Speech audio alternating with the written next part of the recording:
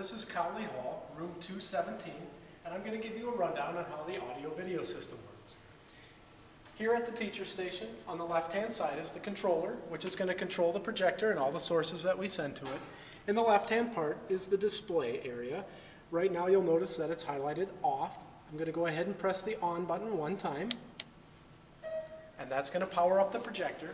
It takes about a minute for the projector to power up, so we want to be patient until we see the light stop flashing until we're ready to switch anything.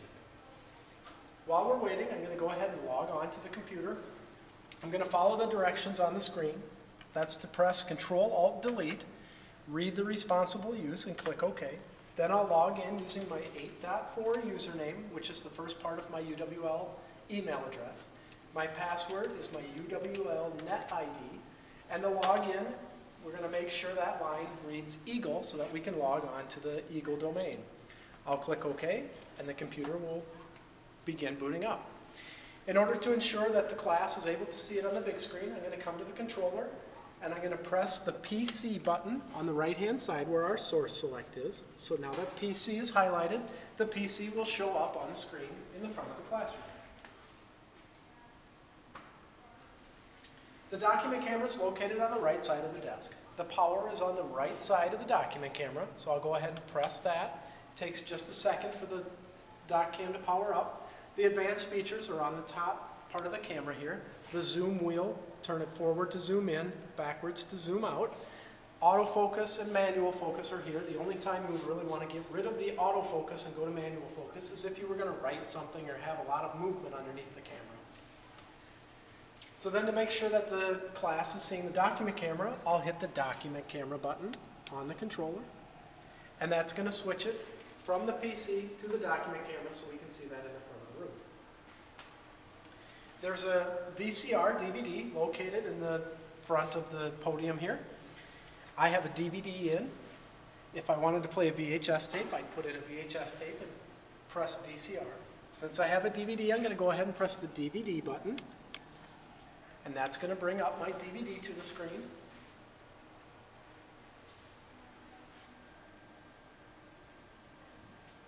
And then in order to adjust the volume, I'm going to turn the volume knob to the right to turn it up and to the left to turn it down. And you'll notice the volume level adjust on the little LEDs there. The final thing is the laptop computer. All the things you need to connect your laptop are located here in the desktop, including a power supply so that you don't have to rely on your battery or run a cable across the floor. There's an audio cable and a video cable. I'll plug the video cable into the video card on my laptop and the audio cable into the headphone jack on my laptop. This audio cable could be used on the headphone jack for any other device you want as well. If you had an iPod or an MP3 player or something like that, you could select laptop on the controller because the audio and the video switch together no matter what you're using.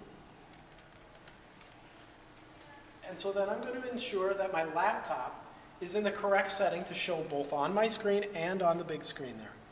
The way I do that is I tell my computer that I have an external monitor connected, and I'm going to hold down the function key and then press the F8 button. On a lot of computers, it will scroll through these options automatically. On mine, it gives a nice little menu, and I'm going to make sure that it's on duplicate here so that anything I do on my screen will also show up on the big screen in the front of the classroom. When I'm all done with whatever it is I'm doing, I'm going to go to the display on the controller here again, and I'm going to press the off button. And that's important so that we save the life of the projector bulbs that are here in the classrooms.